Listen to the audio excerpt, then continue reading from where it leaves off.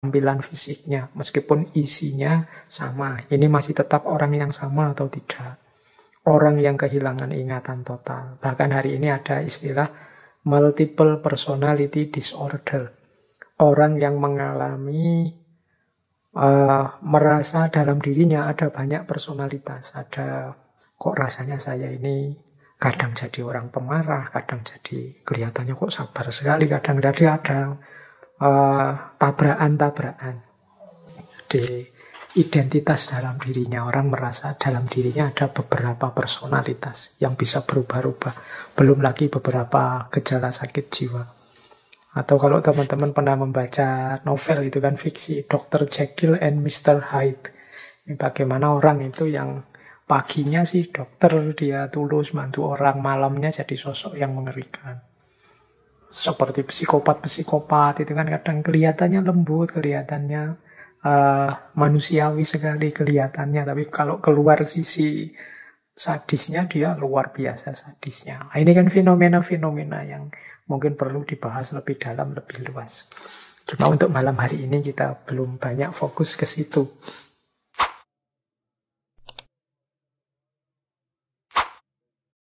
Teman-teman ketemu saya dulu tahun 2013, mungkin generasi awal yang ngaji filsafat. Sekarang ketemu saya lagi, ya tetap merasa saya dulu ketemu Pak Faiz, ya sekarang ketemu Pak Faiz. Dan ini Pak Faiz yang sama yang saya temui dulu zaman tahun 2013. Nah, ini namanya body theory. Jadi ketika kita berhadapan dengan sosok yang sama, meskipun mungkin fisiknya berubah. Mungkin dulu saya gemuk misalnya, mungkin dulu kumis saya panjang, sekarang tak potong misalnya. Itu kan berubah sebenarnya, tapi tetap kita sadari bahwa ini orang yang sama, Faiz yang sama. Nah, ini namanya body theory.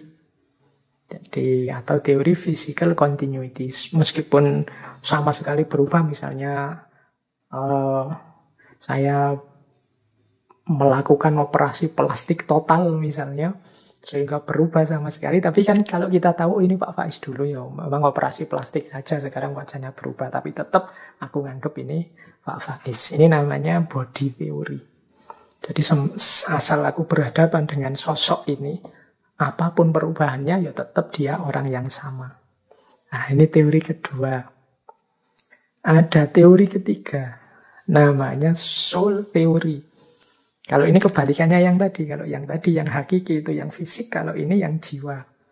Jadi ini kalau kita sering melihatnya lahir dan batin. Kalau ini yang hakiki itu ya yang batin, yang jiwa.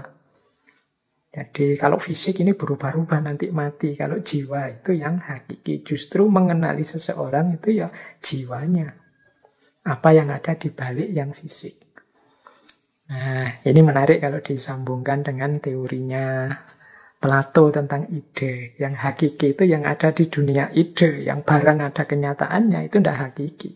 Selalu tidak sempurna. Nah, berarti identitas kita itu sebenarnya identitas keji. Identitas kejiwaan, identitas rohaniah. Kalau identitas fisik tidak bisa jadi pedoman. Nah, ini namanya soul theory, psychological continuity. Jadi psikologisnya, isinya. Mengapa sih tadi ketemu saya, meskipun wajahku berubah, teman-teman masih menganggap saya, ya karena isinya, batinnya.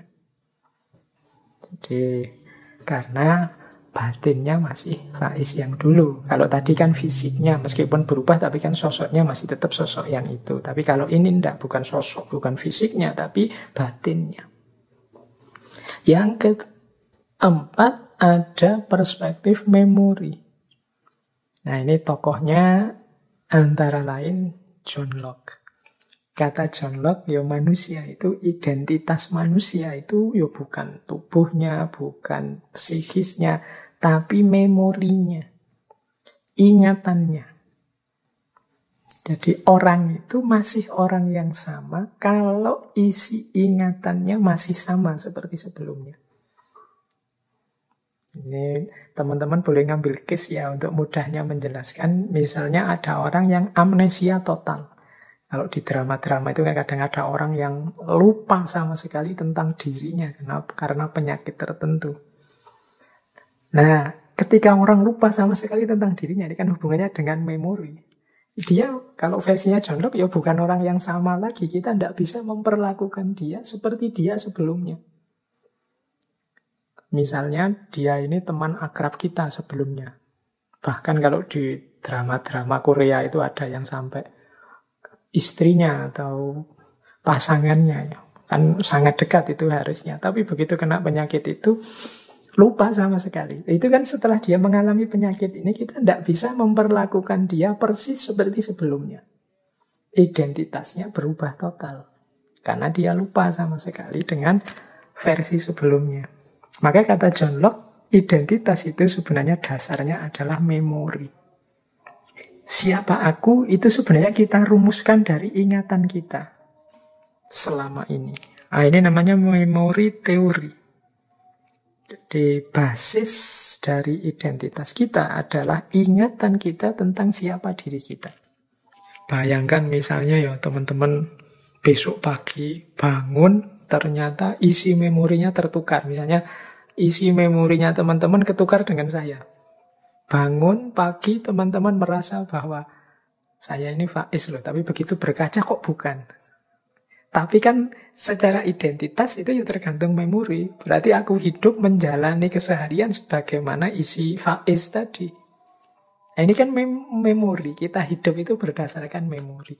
Kita bangun pagi misalnya merasa, oh ini anakku, itu istriku, yang sana adikku. Itu kan berdasarkan ingatan kita selama ini. Nah ini tokohnya John Locke. Oke, baik. Berarti ada 4 perspektif tadi ya untuk bagaimana kita menegaskan siapa aku ini. Ada teori ilusi yang berpandangan tidak adalah identitas yang tetap itu sepanjang waktu. Kita ini manusia yang selalu berubah. Ada body teori. Ya, aku yang terlihat selama ini.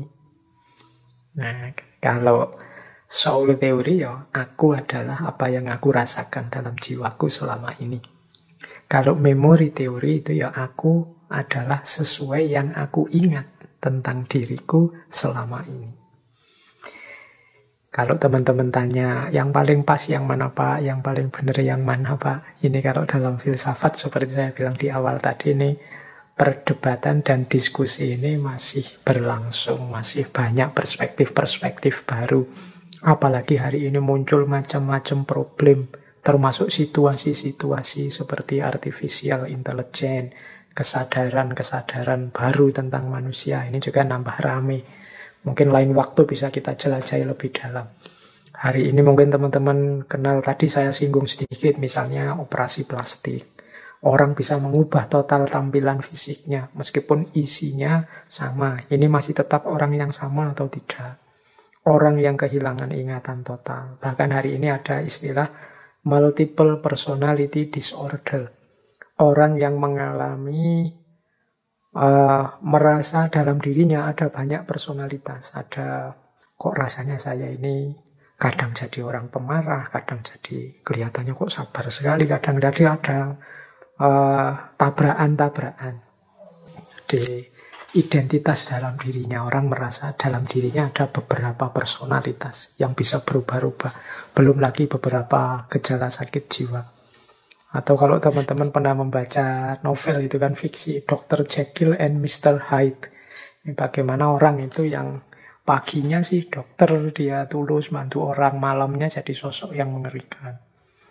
Seperti psikopat-psikopat itu kan kadang kelihatannya lembut, kelihatannya manusiawi sekali kelihatannya, tapi kalau keluar sisi sadisnya dia luar biasa sadisnya. Nah, ini kan fenomena-fenomena yang mungkin perlu dibahas lebih dalam, lebih luas.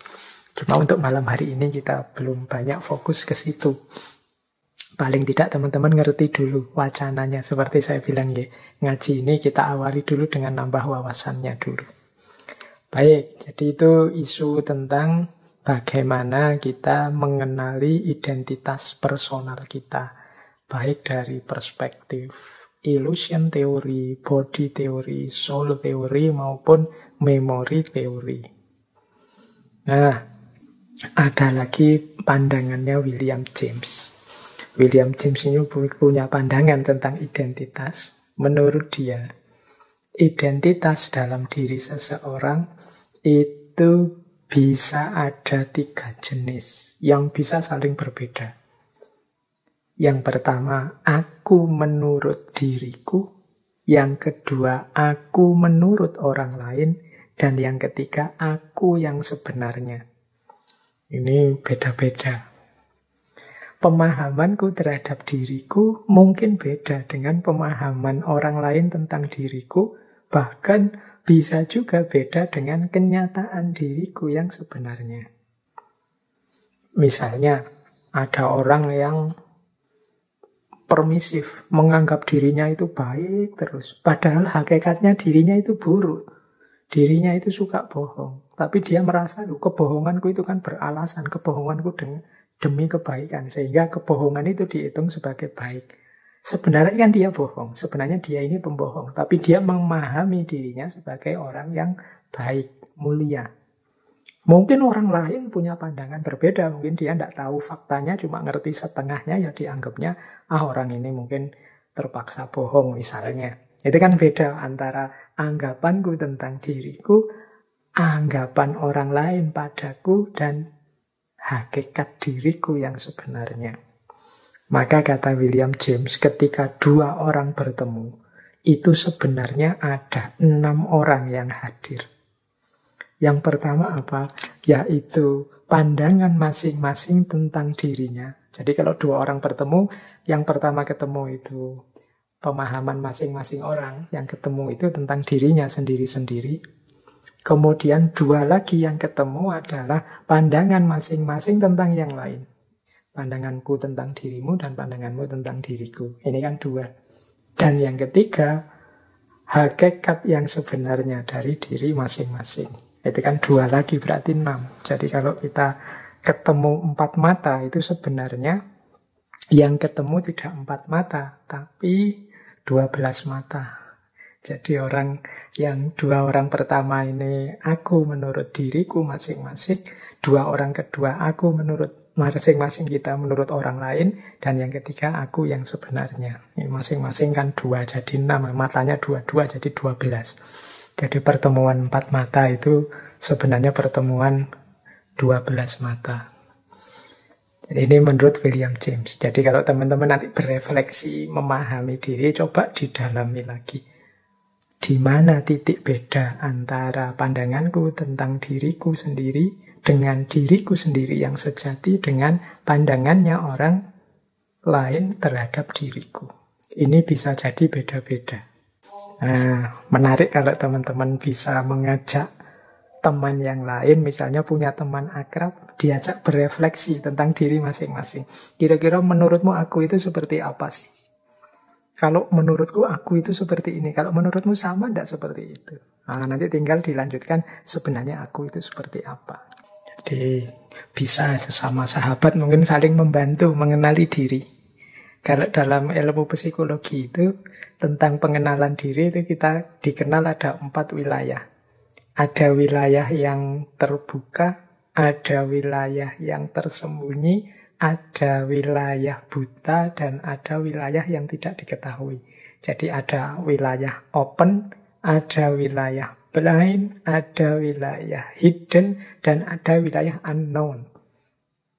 Wilayah open itu, wilayah yang terbuka itu sesuatu yang orang tahu, aku juga tahu.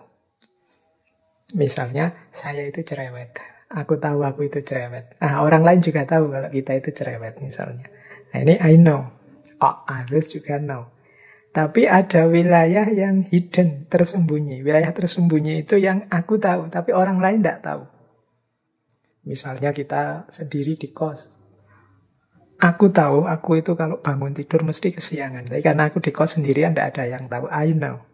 Tapi others don't know. Ini namanya wilayah hidden. Ya nanti kalau kita ceritakan ke orang lain jadi tahu.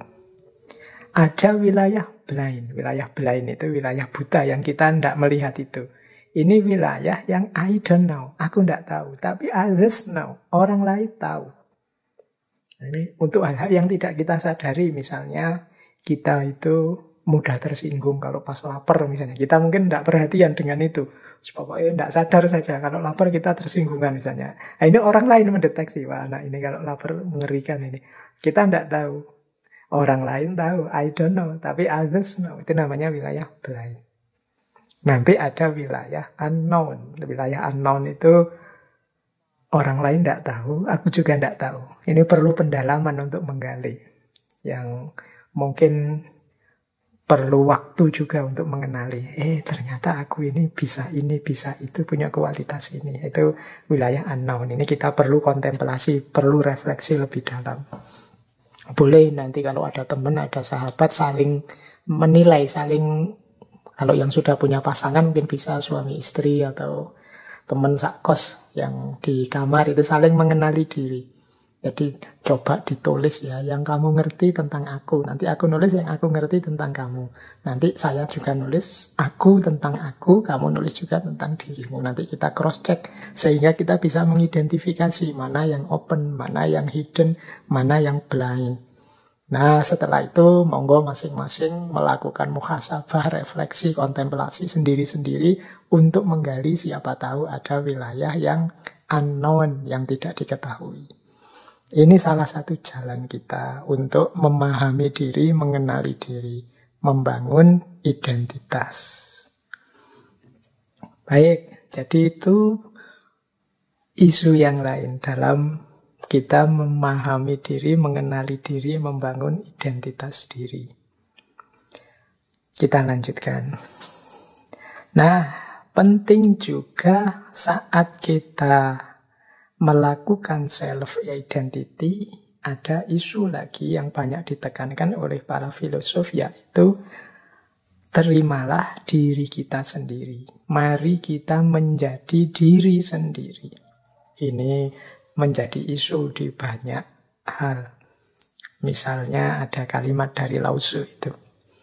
Misalnya, angsa itu tidak perlu mandi untuk membuat dirinya putih. Demikian juga engkau tidak perlu melakukan apapun, engkau hanya perlu menjadi dirimu. Nah ini kalimat dari Lao Tzu. Jadi berarti apa?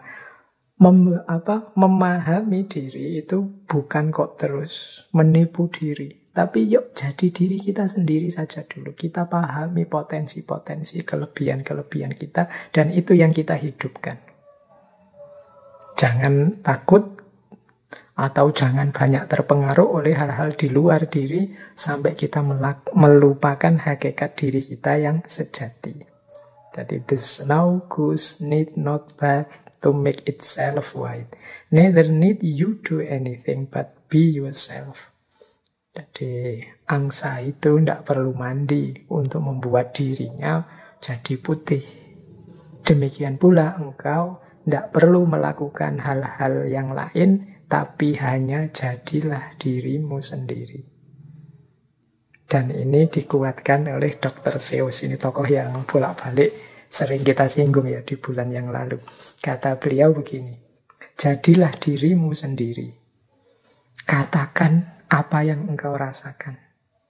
Karena mereka yang keberatan tidak menganggapnya penting.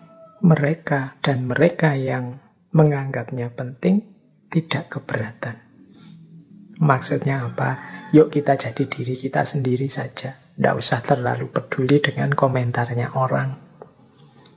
Orang yang peduli dengan kita, itu tidak akan banyak berpikir, dia pasti menerima apa saja yang kita lakukan, kita katakan.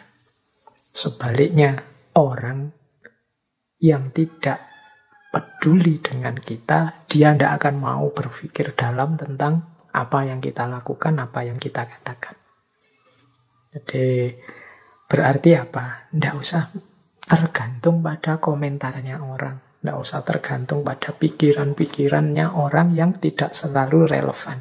Mari kita jadi diri kita sendiri. Dan kita menyampaikan apa yang ingin kita sampaikan, kita diam kalau memang tidak ingin bicara, pokoknya kita hidup sesuai keinginan kita menjadi diri kita sendiri. Ini mirip seperti pepatah, jadilah diri sendiri sesuai yang kita inginkan, karena Orang yang suka kepada kita tetap akan suka kepada kita apapun yang kita lakukan, apapun yang kita jalankan. Sebaliknya, orang yang tidak suka pada kita tetap akan mencari celah-celah untuk menyatakan bahwa kita salah, kita keliru, apapun yang kita jalankan, apapun yang kita lakukan.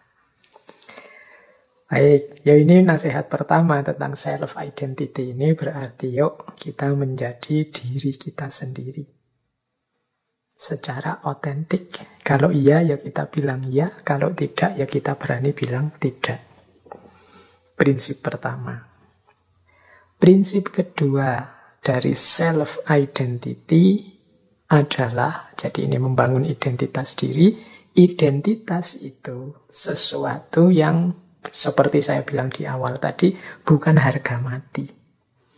Tapi dia adalah sesuatu yang dibentuk, diupayakan. Jadi ini saya kutipkan satu quotes dari Josh Bernard Shaw. Dia bilang, life isn't about finding yourself. Life is about creating yourself. Hidup itu bukan tentang menemukan dirimu, tetapi hidup itu tentang menciptakan dirimu. Kita ini kan sering menghabiskan terlalu banyak waktu untuk siapa hakikat diriku, apa hakikat diriku, terus-menerus. Kata Josh Bernard Shaw, tidak begitu caranya. Caranya apa? Engkau ingin membentuk dirimu seperti apa? Itulah nanti yang akan jadi hakikat dirimu. Jangan dicari-cari, tapi apa? Ciptakan, buatlah. Kalau ingin jadi pahlawan, ya lakukan hal-hal kepahlawanan, ciptakan hal-hal kepahlawanan. Kalau ingin jadi manusia mulia, lakukan perbuatan-perbuatan mulia.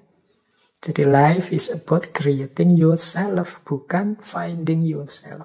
Jadi kadang-kadang kita ini kan mungkin karena terlalu banyak teori yang dijejalkan, sehingga kita cari-cari diri kita, mencocokkan dengan teori-teori. Akhirnya kita capek menemukan diri kita. Saya itu tipe introvert atau extrovert ya. Saya itu tipe jenis orang yang begini apa yang begitu ya, melankolis apa ya. Itu kan sering banyak teori-teori itu, terus kita membaca diri kita. Tapi sebenarnya itu semua bukan harga mati. Jadi, saya introvert Pak, tapi saya akan berjuang untuk mengatasi introvert saya biar tidak terlalu introvert. Saya juga ingin jadi orang yang pintar bersosialisasi. Pasti bisa. Karena apa? Life is about creating yourself. Jangan menyerah dengan karakter yang sedang kita miliki hari ini. Wong karakter itu bukan harga mati. Dia sesuatu yang bisa kita ciptakan, kita hidupkan, kita biasakan. Jadi rumus kedua tentang self-identity, kalau tadi rumus yang pertama kan jadilah otentik, tapi ini yang kedua dilanjutkan, yaitu mari kita ciptakan diri kita, kita bentuk diri kita sesuai yang kita inginkan. Bahkan nanti di situ saya tambahi quotes dari Mahatma Gandhi. Beliau menegaskan, a man is but the product of his thought. What he thinks, he becomes. Manusia itu hanyalah produk dari pikiran-pikirannya. Apa yang dia pikirkan, seperti itulah dia terbentuk. Berarti apa? Yuk kita berpikir yang positif-positif, yang produktif-produktif. Kita berpikir yang baik-baik. Tentang diri kita, lingkungan kita, masyarakat kita. Disitulah kita juga akan terbentuk jadi orang baik. Pikiran kita yang baik akan melahirkan kata-kata yang baik, melahirkan tindakan yang baik, dan melahirkan kebiasaan-kebiasaan yang baik. Kalau hidup kita ada di siklus ini, pikiran baik, kata-kata baik, tindakan baik, kebiasaan baik, ya pasti karakter kita akan terbentuk jadi karakter baik. Identitas kita adalah identitas orang baik. Nah, jadi ini rumus kedua saat kita membangun self-identity, membangun identitas diri kita. Rumus yang ketiga untuk self-identity adalah identitas kita itu sifatnya adalah ongoing proses, senantiasa berproses. tidak mandek, tidak harga mati. Ini seperti kalimat yang saya ambil, quotes dari William Shakespeare. We know what we are, but not what we may be. Kita tahu siapa kita sekarang, tapi kita tidak tahu what we may be. Apa kita, siapa kita nantinya. Jadi berarti apa? Ya saya sekarang seperti ini, diterima saja. Tapi kan besok bisa jadi berubah. Asal kita rancang sejak sekarang. Nah, itu identity. Iya sih, saya sekarang orangnya pemalu, pendiam, introvert. Suka negative thinking misalnya sekarang. Tapi kan kalau memang aku berniat mengubah diriku, ya siapa tahu besok aku bisa berkembang jauh lebih baik. Dan tentunya kita juga kan ingin jadi jauh lebih baik. Jadi we know what we are. Kita mungkin bisa membaca siapa diri kita sekarang, tapi but not what we may be. Siapa tahu kita yang akan datang. Karena tidak ada identitas yang fix. Ya saya sekarang pemalu sih, tapi bukan berarti kepemaluan saya ini harga mati. Sampai besok-besok aku ya pemalu. Kalau kita mau bisa kok mengubah sifat pemalu kita, misalnya jadi agak pemberani misalnya. Itu what may be. Maka orang jangan putus asa dengan kondisinya, dengan situasinya, dengan identitasnya saat ini. Karena identitas, karakter, situasi itu sifatnya ongoing proses. Terus-menerus berubah, bahkan tidak ada titik akhirnya. Kitalah nanti yang bisa menentukan kita ingin jadi apa, kita ingin terbentuk seperti apa. Ini dikuatkan oleh quotes dari Lao Tzu. When I let go of what I am, I become what I might be.